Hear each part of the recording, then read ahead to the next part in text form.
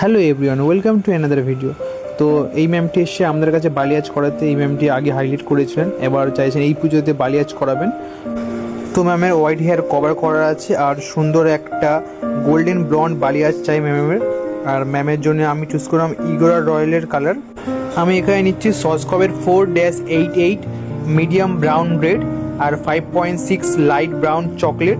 এই দুটো মিক্স করব 20 ভলিউম দিয়ে আর 1:1 রেশিও মিক্স করবো সুন্দরভাবে উইথ হোয়াইট হেয়ার কভার করে। এরপর আমি ব্লন্ড ইউজ করে এটাকে 8 to 9 লেভেল লিফট করলাম, তারপরে কালার ডিপোজিট করলাম, দেন লুক দেখুন কেমন লাগছে। আমি